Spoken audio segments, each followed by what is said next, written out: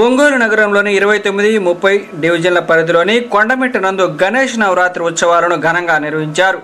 ఇందులో భాగంగా గురువారం ఏర్పాటు చేసిన ప్రత్యేక పూజా కార్యక్రమంలో టీడీపీ రాష్ట్ర ఉపాధ్యక్షులు దామచల జనార్దన్ పాల్గొని గణనాథకి ప్రత్యేక పూజలు నిర్వహించారు. ఈ సందర్భంగా కమిటీ సభ్యులు దామచల జనార్దన్కు ఘనంగా సన్మానించారు. ప్రత్యేక పూజల అనంతరం ఏర్పాటు చేసిన అన్నదాన కార్యక్రమాన్ని దామచల జనార్దన్ ప్రారంభించారు. ఈ సందర్భంగా కమిటీ సభ్యులు అడపనాటి సురేష్ బాబు, దొంతుల ఆంజనేయులు, పసుపులేటి శ్రీరామ్మూర్తి, గలగల పవన్ తదితర కమిటీ సభ్యులు దామచల జనార్దన్ ఈరోజు కొండ మీద కొంత భాగమేమో 29వ డివిజను, కొంత భాగమేమో 30వ డివిజను మన వినాయకుడికి చవితి సందర్భంగా ఇక్కడ వినాయకుడిని పెట్టుకోవటం, దాంట్లో కమిటీ మెంబర్స్ అంతా కూడా ఈరోజు మమ్మల్ని కూడా ఇక్కడికి ఆహ్వానించినందుకు మనస్ఫూర్తిగా వాళ్ళందరికీ కూడా నా ధన్యవాదాలు తెలియజేస్తున్నా. ఒకటి, ఒంగోలులో ఎన్నో వందల విగ్రహాలు ఈసారి కూడా అందరూ కూడా పండగ చాలా సంతోషంగా చేసుకున్నారు. అదేవిధంగా ఇంకా రేపు ఆదివారానికి దాదాపు 90% అయిపోయినాయి, ఇంకా ఆదివారానికి అవుతాయేమో. అందరూ కూడా పండగ సందర్భంగా వినాయకుడి ఆశీస్సులతోటి అందరూ కూడా కుటుంబాలు సంతోషంగా ఉండాలి, అందరూ కూడా వాళ్ళు చేసే వృత్తుల్లో ముందుకు రావాలి. అదేవిధంగా ఒంగోలు కూడా అన్ని రంగాల్లో కూడా అభివృద్ధి చెందాలి. రాష్ట్ర పరిస్థితులు కూడా ఈరోజు బాగలేవు. ఈ జగన్ రెడ్డి ప్రభుత్వం వచ్చిన తర్వాత మొత్తం కూడా అయోమయమైన పరిస్థితులు వచ్చినాయి.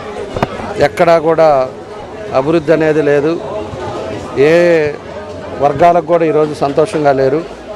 కాబట్టి నెక్స్ట్ వినాయకుడు చవితి సందర్భంగా నెక్స్ట్ ఇయర్కి వచ్చాకి మళ్ళా మన చంద్రబాబు నాయుడు గారు తెలుగుదేశం పార్టీ అధికారంలోకి వస్తుంది. తప్పకుండా కూడా ప్రజలకి ఏదైతే మిగిలిపోయి ఉన్నాయో అవన్నీ కూడా కంప్లీట్ చేస్తాం. ఎప్పుడు కూడా ప్రజలు శ్రేయస్సు కోసం, ప్రజలు ఎక్కడ ఇబ్బందులు దేనివల్ల ఇబ్బందులు పడతారో అవన్నీ కూడా ముందు చూసి జరగబోయేది కూడా ముందే ఆలోచించి వాళ్ళు అడిగినా అడగకపోయినా పనులు చేసి పెట్టే తెలుగుదేశం పార్టీ. అలాంటిది ఈరోజు ఒక్కసారి అవకాశంతో ఈరోజు రాష్ట్రం 20 సంవత్సరాలు వెనక్కిపోయింది. ఒక కంపెనీ లేదు, యువతకు ఉద్యోగాలు లేవు, అంతా అయోమయం పరిస్థితిలో ఉంది. కాబట్టి తప్పకుండా నెక్స్ట్ వినాయకుడి చవితి నుంచి మనకి తెలుగుదేశం పార్టీ అధికారంలోకి రాగానే అన్నీ కూడా ఎక్కడైతే ఆగినాయో అవన్నీ కూడా మనం కంప్లీట్ చేస్తామని చెప్పి కూడా మీకు సందర్భంగా తెలియజేస్తున్నాం.